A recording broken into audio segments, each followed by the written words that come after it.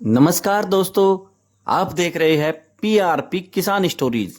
तो आपको हमारी कहानी कैसी लगती है कमेंट बॉक्स में कमेंट करके जरूर बताइए। धन्यवाद।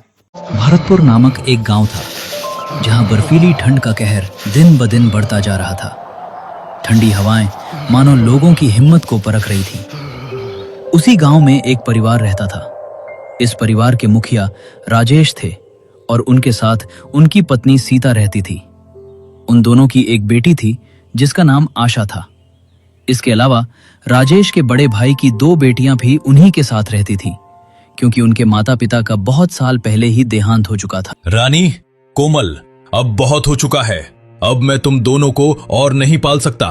तुम दोनों इस घर से चली जाओ। वैसे भी मैंने तुम्हें बहुत सह लिया है। तुम्हारे माता पिता के जाने के बाद से मैं ही तुम दोनों को पालता आ रहा हूँ, लेकिन अब मुझसे और नहीं होगा। तुम दोनों इस घर से हमेशा हमेशा के लिए चली जाओ। चाचा जी, ये आपको अचानक क्या हो गया है? आप तो हम दोनों से बहुत प्यार करते थे, फिर आज आप ऐसा क्यों कह रहे हैं? हम इस घर से निकलकर कहाँ जाएंगे, क्या करेंगे, क्या खाएंगे?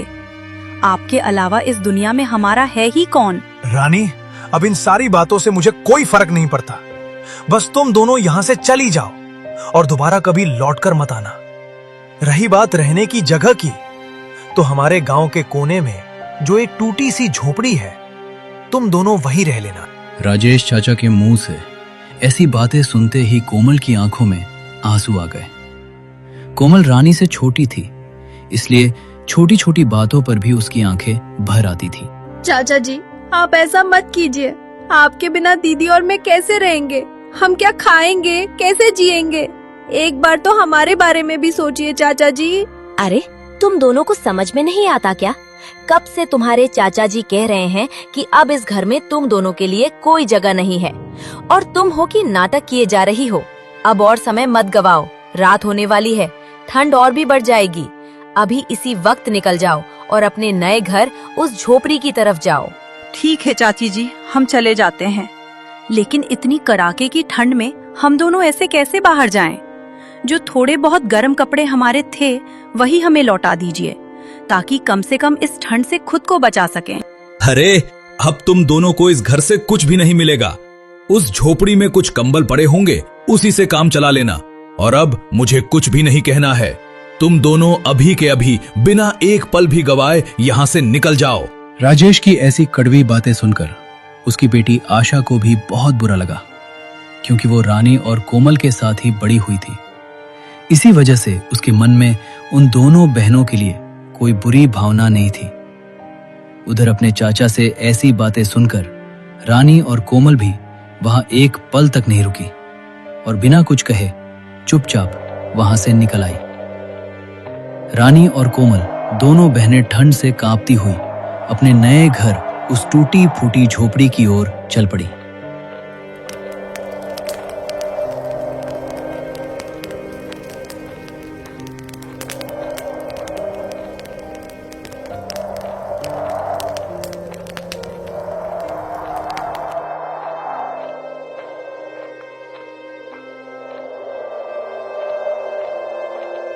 दीदी, इस टूटी फूटी झोपड़ी में तो किसी तरह आ गए हैं और जैसे तैसे रह भी लेंगे, मगर इस कड़ाके की ठंड से कैसे बचेंगे? चारपाई पर पड़े दोनों कंबल भी ठीक हालत में नहीं हैं, और खाने का क्या करेंगे? चाचा जी ने तो एक पल के लिए भी हमारे बारे में नहीं सोचा। छोटी, तू फिक्र मत कर, मैं कोई ना कोई काम ढूंढने की पूरी कोशिश करूंगी। अभी तो हालात जैसे हैं वैसे ही निभाना पड़ेगा। ठंड के लिए इन्हीं 2 कंबलों से काम चला लेंगे। तू बस हिम्मत बनाए रख छोटी, एक दिन सब कुछ ठीक हो जाएगा। हमारे भी अच्छे दिन जरूर आएंगे। इसी तरह दोनों एक दूसरे से बातें करते हुए पटे हुए कंबलों को अपने ऊपर ओढ़कर चारपाई पर बैठ गए। दीदी, धीरे धीरे रात होने वाली है। हमने आज दिन भर कुछ भी नहीं खाया है। मुझे बहुत जोरों की भूख लगी है। आपने भी तो सुबह से कुछ नहीं खाया। छोटी, मुझे भी बहुत भूख लगी है, लेकिन अभी क्या करें यही सोच रही हूँ। क्यों ना ऐसा करें, तुम यहीं घर में रहो, बाहर बहुत ठंड है। मैं बाहर जाकर आज के लिए कुछ खाने का इंतजाम करने की कोशिश करती हूँ। लेकिन दीदी, बाहर तो बहुत ज्यादा ठंड है, हमारे पास तो गर्म कपड़े भी नहीं है। ऐसे में आप इस कड़ाके की ठंड में बाहर कैसे जाएंगी? ठंड तो बहुत है, लेकिन और कर ही क्या सकते हैं, जाना तो पड़ेगा ही। देखते हैं बाहर जाकर क्या कर पाती हूँ, क्या इंतजाम हो सकता है। भगवान करे आज कुछ न कुछ इंतजाम जरूर हो जाए। रानी अपनी छोटी बहन कोमल से ये कहकर ठंड से कांपते हुए खाने का कुछ इंतजाम करने घर से बाहर निकल पड़ी। कड़ाके की ठंड में कांपती हुई रानी अपनी छोटी बहन और खुद के लिए कुछ खाने का इंतजाम करने की हिम्मत जुटाकर घर से बाहर निकल पड़ी। अरे बेटी, इस कड़ाके की ठंड में बिना गर्म कपड़ों के कहाँ जा रही हो? ऐसे तो तुम बीमार पड़ जाओगी। वैसे तुम हो कौन? मैंने तुम्हें पहले कभी देखा नहीं, इसलिए पहचान नहीं पाया। चाचा, मैं थोड़ी सी मदद की तलाश में बाहर आई हूँ, लेकिन बाहर जिस तरह कड़ाके की ठंड पड़ रही है, उस वजह से कोई भी ऐसा नहीं मिल रहा जिससे मैं मदद मांग सकूं। आप ही यहाँ अकेले बैठे मिले, इसलिए आपके पास चली आई। क्या आप मेरी थोड़ी सी मदद कर सकते हैं चाचा? बेटी, अगर मेरे बस में हुआ तो मैं तेरी पूरी मदद करूंगा, पर बुरा ना मानना, जरा अपना नाम पता तो बता दे। क्या जाने शायद मैं तुझे पहचान जाऊं। मेरा नाम रानी है चाचा, मैं राजेश चाचा की भतीजी हूँ। मेरी एक छोटी बहन भी है, कोमल। आज पता नहीं क्या हुआ कि राजेश चाचा ने मुझे और मेरी बहन को अपने ही घर से निकाल दिया। अब हमारे पास खाने के लिए कुछ भी नहीं बचा है। आपसे हाथ जोड़कर विनती है चाचा, अगर हो सके तो हमें खाने के लिए कुछ दे दीजिए। अरे बेटी, राजेश की भतीजी मतलब तुम मोहनलाल की बेटी हो। मैं तुम्हारे पिता को बहुत अच्छे से जानता हूँ। तुम्हारे पिताजी मेरे बहुत अच्छे मित्र थे। वैसे बेटी, तुम मुझे अपने घर का पता दे जाना, मैं कभी कभी तुमसे मिलने आया करूँगा। और अभी चलो, मेरे साथ मेरे घर चलो, मैं तुम्हारे लिए और कोमल के लिए कुछ खाने का इंतजाम कर देता हूँ। आपका बहुत बहुत धन्यवाद चाचा। अब चलिए, मुझे बहुत ज्यादा ठंड लग रही है, पूरा शरीर धीरे धीरे सुन्न होता जा रहा है। रानी के ऐसा कहते मोतीलाल उसे अपने साथ लेकर अपने घर की ओर चल पड़े।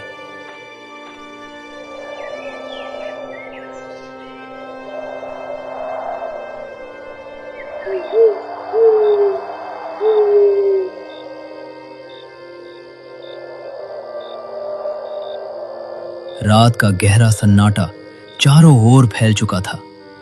ठंड की तीव्रता पल पल बढ़ती जा रही थी और आसमान से गिरती बर्फ की रफ्तार भी अब और तेज हो चुकी थी।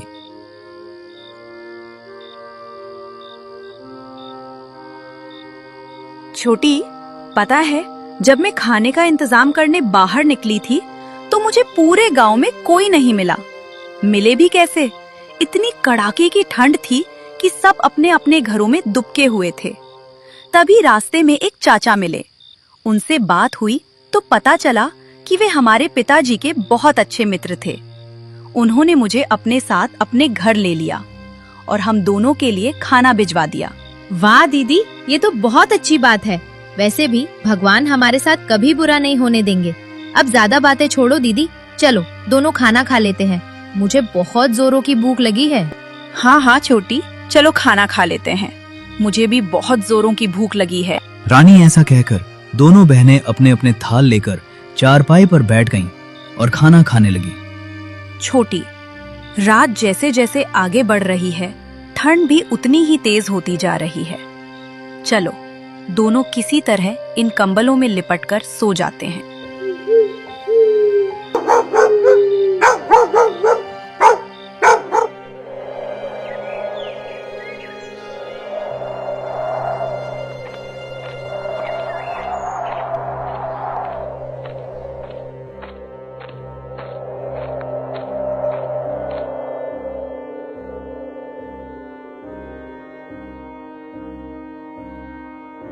अरे चाचा, आप यहाँ इतनी सुबह सुबह, वो भी इतनी कड़ाके की ठंड में आ गए।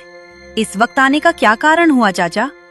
ठंड तो बहुत तेज है, फिर भी आप इतनी दूर से चले आए। बेटी, मैंने सोचा था कि रात के खाने के लिए तो तुम्हारे हाथ से खाना भिजवा दिया था और सुबह तुम दोनों क्या खाओगी? यही सोचकर मैं थोड़ा बहुत खाने का सामान लेकर आ गया।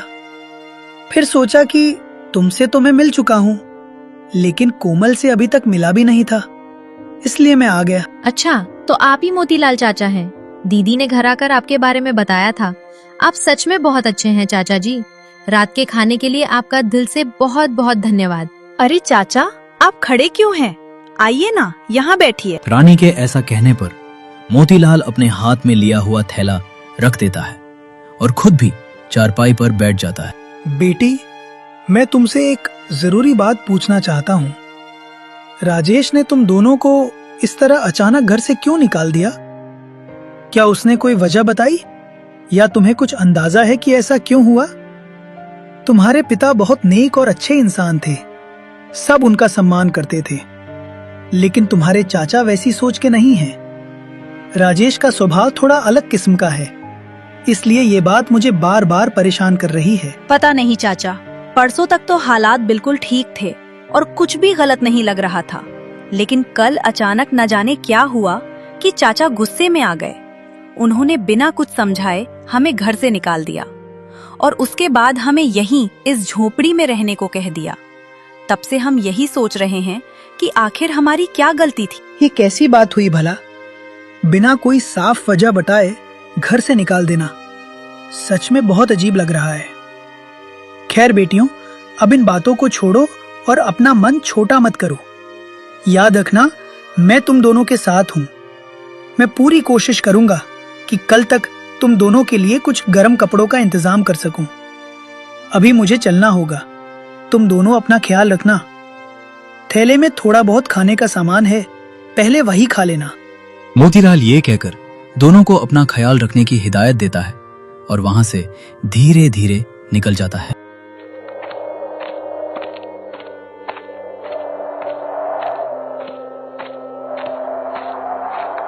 समझ नहीं आता राजेश ने ऐसा क्यों किया। जिन दोनों बहनों के सिर से माँ बाप का साया उठ चुका है, उन्हें इस तरह घर से बाहर निकाल देना बहुत गलत लगता है। बिना किसी वजह के ऐसा कदम उठाना किसी भी तरह ठीक नहीं है। अब तो मुझे खुद राजेश के घर जाकर उससे इस बारे में साफ साफ बात करनी ही होगी।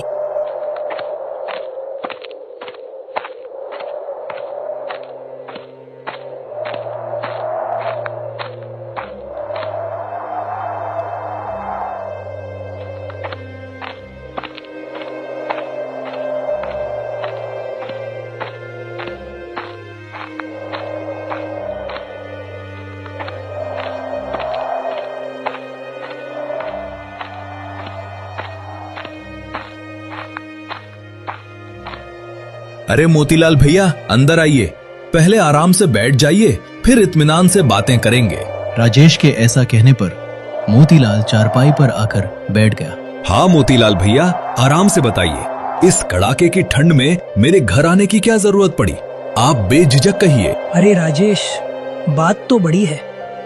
दरअसल कल जब मैं बाजार से लौट रहा था तो थोड़ी देर पेड़ के नीचे बैठा हुआ था।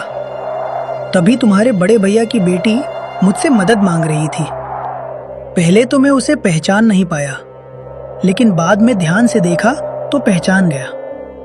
ये सब छोड़, मुझे ये बता, तूने अचानक दोनों बहनों को घर से क्यों निकाल दिया? मोतीलाल की सारी बातें सुनकर राजेश के अंदर गुस्सा आया, लेकिन मोतीलाल उम्र में उससे बड़ा था। इसी वजह से उसने अपने गुस्से को दबा लिया और शांत धीमे स्वर में बोलने लगा। मोतीलाल भैया, आपको इस तरह मेरे घर आकर मुझसे सीधे बातें नहीं पूछनी चाहिए थी। राजेश, चिंता मत कर, तू मुझे सब कुछ बता सकता है। मैं वादा करता हूँ किसी को कुछ नहीं बोलूंगा। बस तू इस काम की वजह तो बता। ठीक है मोतीलाल भैया, आपको जानना है तो सुनिए। ये जो घर, जमीन और जायदाद है, ये सब मेरे बड़े भाई की मेहनत की कमाई है। जाते जाते भैया ये सब अपनी दोनों बेटियों के नाम कर गए थे, लेकिन मैं चाहता था कि ये सब मेरे नाम हो जाए। पंचायत ने कहा था कि जब तक दोनों बहनें 18 साल की नहीं हो जाती तब तक मैं उन्हें पालूं। मैंने 18 साल तक उन्हें पाला, फिर सही वक्त आने पर अपनी चाल चलकर उन्हें घर से निकाल दिया। बस यही वजह है। राजेश की ये सारी बातें सुनकर मोतीलाल पूरी तरह हैरान रह जाता है और मन ही मन गहरी सोच में डूब जाता है। हे भगवान, ये कैसा इंसान है? अपने ही खून की भतीजियों को दौलत के लिए पालता, उन्हें घर से बाहर निकाल दिया। लगता है राजेश को भगवान ने दिल ही नहीं दिया। अरे क्या हुआ मोतीलाल भैया, आप किस सोच में पड़ गए? मैंने तो आपको भरोसे में लेकर सब कुछ बता दिया है। आप ये बातें किसी के सामने जाहिर मत कीजिएगा। तू चिंता मत कर राजेश, ये सारी बातें किसी को पता नहीं चलेंगी। अब मैं चलता हूँ, ठंड भी बहुत है, जल्दी घर पहुँचना पड़ेगा। अरे मोतीलाल भैया, आप कितने दिनों बाद आए हैं? आप तो हमारे घर आते ही नहीं हैं। चलिए कम से कम एक कप चाय तो पी लीजिए। नहीं नहीं राजेश, मैं फिर कभी आऊंगा चाय पीने। अभी मैं चलता हूँ, ठंड भी समय के साथ तेज होती जा रही है। ठीक है, तो फिर किसी दिन चाय पीने जरूर आना। हम दोनों चाय के घूंट लेते लेते आराम से बातें करेंगे। ठीक है राजेश, अब काफी देर हो चुकी है, मैं तुरंत निकलता हूँ, शाम भी हो गई है। ऐसा कहकर मोतीलाल वहां से चला जाता है।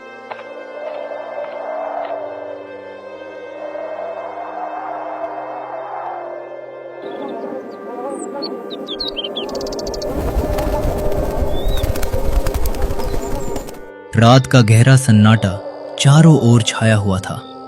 बर्फ गिरने की रफ्तार लगातार बढ़ती जा रही थी और ठंडी हवाएं सन्नाटे को और भी डरावना बना रही थी।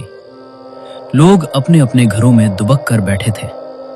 उसी सन्नाटे भरी रात में मोतीलाल भी अपने कमरे में बैठा हुआ था, गहरी सोच में डूबा।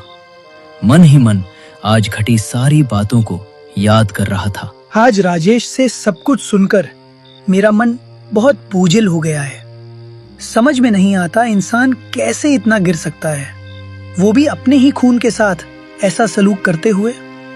अब उन दोनों बेटियों के लिए जितना हो सके उतना करना ही होगा, नहीं तो मेरा सबसे अच्छा मित्र जो आज जहां भी है मुझसे नाराज हो जाएगा।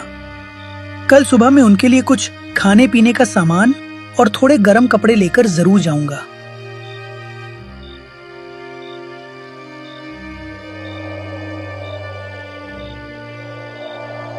रात होते होते बर्फबारी इतनी तेज हो गई कि रानी और कोमल के घर के अंदर तक बर्फ घुसने लगी। दोनों बहनें ठंड से कांपती हुई फटी हुई रजाई ओढ़े बैठी थी और किसी तरह खुद को गर्म रखने की कोशिश कर रही थी। दीदी, ठंड तो और ज्यादा बढ़ती जा रही है, ऐसे में तो हम दोनों बीमार पड़ जाएंगे। पता नहीं हमें किस गलती की सजा मिल रही है। इन फटे कंबलों के सहारे हम कितने दिन रह पाएंगे? गर्म कपड़े तो दूर, हमारे पास पहनने के लिए भी ढंग के कपड़े नहीं हैं। सच में हमारे पास अब कुछ भी नहीं बचा है। छोटी, तू हिम्मत रख और भगवान पर भरोसा रख।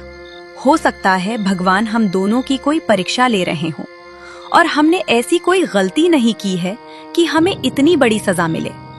अब जब हम यहाँ आ ही गए हैं तो यही कुछ ना कुछ करके जरूर रहेंगे। चाचा ने हमारे बारे में एक बार भी नहीं सोचा और अब हम उस घर में कभी वापस नहीं जाएंगे। आप जैसी दीदी हर किसी को नहीं मिलती। आपकी बातें सुनकर सच में अपने आप हिम्मत आ जाती है। हम दोनों मिलकर इन बुरे दिनों से लड़ेंगे दीदी। एक ना एक दिन हमारे भी अच्छे दिन जरूर आएंगे, मुझे पूरा विश्वास है। और चाचा भी एक दिन हमारे पास आकर हमसे माफी जरूर मांगेंगे। हाँ छोटी, तेरी बातें सुनकर मुझे भी बहुत सुकून मिलता है। तेरे अलावा इस दुनिया में मेरा और कोई नहीं है। और देख छोटी, भगवान ने हमें इसी मुसीबत के समय मोतीलाल चाचा से मिलवाया है। जरूर भगवान कुछ अच्छा ही करेंगे, बस हमें धैर्य रखना पड़ेगा। खैर दीदी, अभी ये सब छोड़िए, रात बहुत हो चुकी है और बर्फ भी तेजी से गिरने लगी है। चलिए किसी तरह इन कंबलों में लिपटकर सो जाते हैं। कल जो होगा कल देखा जाएगा। जैसा आपने कहा, भगवान कुछ न कुछ इंतजाम जरूर कर ही देंगे।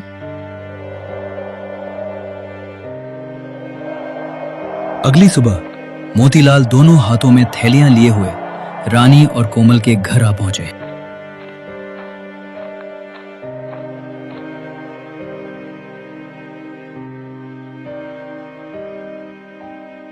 अरे चाचा जी, आप तो विश्वास नहीं करेंगे, कोमल और मैं अभी अभी आपके ही बारे में बातें कर रहे थे और आप सच में आ भी गए।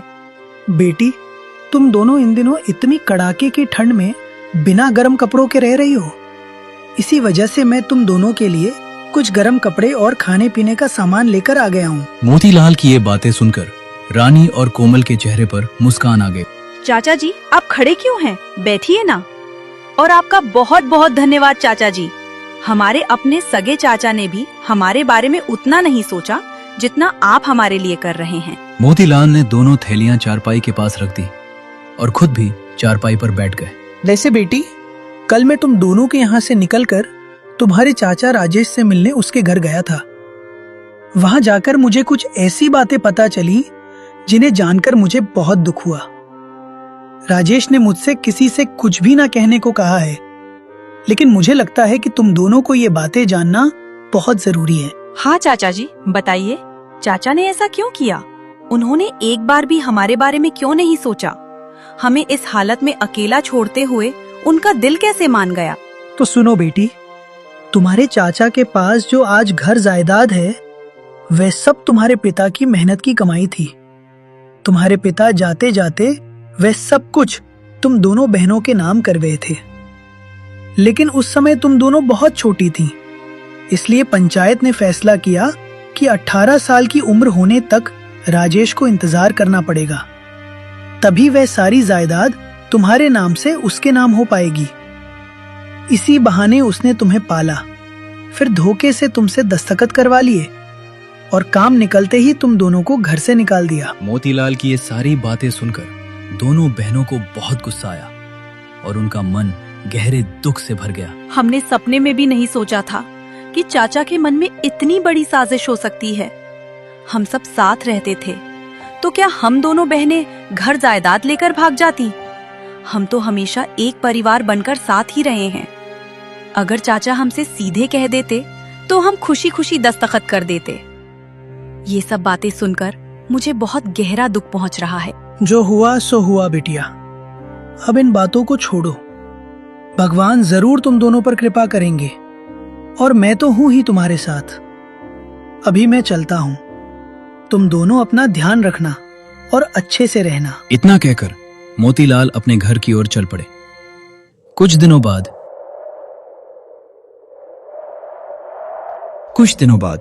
अचानक रानी और कोमल के घर दो आदमी आ पहुंचे। अरे मोनो, जरा इस घर के लोगों को बुला लेना। अरे घर में कोई है क्या?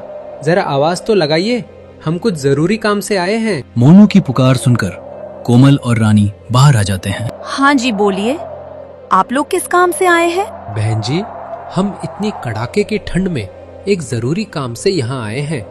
दरअसल आपके इस घर की जगह से शहर जाने का रास्ता बनने वाला है, इसलिए ये घर हमें लेना पड़ेगा। लेकिन आप लोग परेशान मत होइए, इसके बदले आपको अच्छी खासी रकम दी जाएगी, जिससे आप आराम से अपना नया घर बना सकेंगी। और ये हमारे गुरुजी हैं, इनका नाम गिरिधर है। तो आप लोग इस बारे में क्या सोचती हैं, जरा बताइए। मोनू से ये सारी बातें सुनकर दोनों बहनें खुश हो जाती हैं और दोनों के चेहरों पर मुस्कान आ जाती है। क्या आप लोग सच में ये कह रहे हैं? ये तो बहुत अच्छी बात है।